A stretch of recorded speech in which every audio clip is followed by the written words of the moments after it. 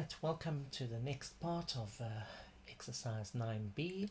This is question 6 that we're going to have a look at, and they've given us a circle that circumscribes an equilateral triangle ABC.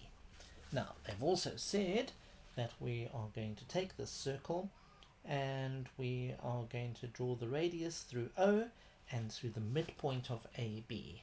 So let's have a look now. I've actually tried to prepare some of this stuff for you already. So I'm just going to press some buttons and hopefully everything's going to come along now. I just firstly drew that the wrong way, but let's just, there we go. So here we have the line CO meeting at D, and it is going through the midpoint of AB. And then also we're going to draw in the triangle. They want us to prove that the triangle ADO, so we'll have to draw in the lines AD and the line AO, and they want us to prove that that green part of the triangle there is also equilateral. In other words, it looks the same or is similar to A, B, and C. Now, the start of all of this, we probably want to label some angles. So let's start, and we're going to label that top angle over there A. That means that from angle B, we can also say that the angle at D is also A, and that comes because they are subtended by the same points A and C. So if you see my cursor here, there's A and there's C, and A goes all the way to B, and C goes all the way to B, meeting over there, but A also goes all the way to D, but so does C go all the way to D, and therefore these two angles are both A. Okay, and then we can also say from there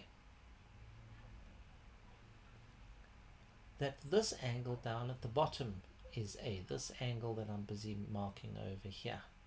Why is this one A? Well, because you can see that over here we have OD and OA, which are both radii, so this is an isosceles triangle. We don't know that it's equilateral as yet, but we can say that it's an isosceles, and we can call that angle A.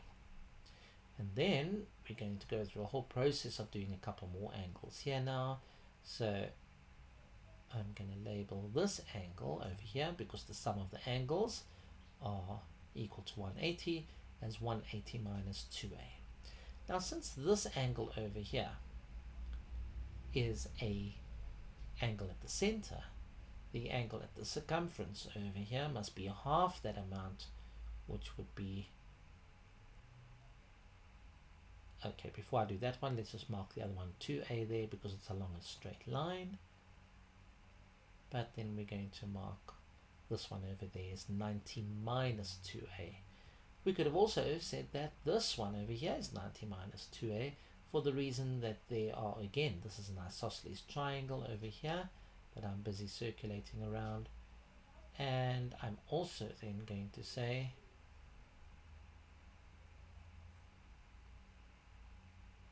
that this angle up top there is 90 minus a, and that is because since we know that the line that joins, or the line CD went through the midpoint, we must know that that angle that I've just marked is 90 degrees, because remember, a line that goes through the center, or a radius that cuts a chord, an AB chord in this case, at in half, also then cuts it at 90 degrees. So therefore we can say that the angle over here is 90 because they're on a straight line, and we can also then say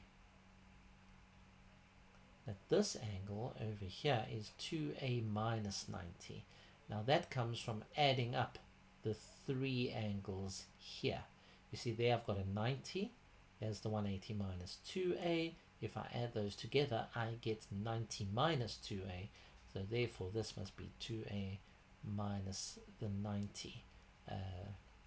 Sorry, I get 270 minus 2a, and therefore this is 2a minus 90 if I say 180 minus all of that.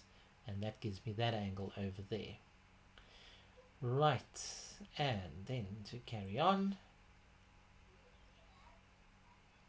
that means that that little angle over there must be 90 minus a for the same reasons that we add up the sum of the angles of the triangle.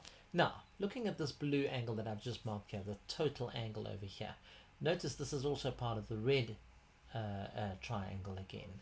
So these two angles together, the 2a minus 90 and the 90 minus a, all add up to a. That's what they come up to.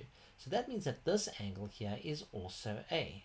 Now if you look at the big red triangle that we've got so far, we've got an angle A over there, and then we've got an angle A over here. In the small green triangle, we've got an A over there and an A over there, which means that this angle over here must be the 180 minus 2a, and that means that this angle must be 180 minus 2a, so all the angles are the same in the green and the red triangle. That means they are similar, and since we were told that ABC was equilateral to start with, it means that ADO must also be a equilateral triangle.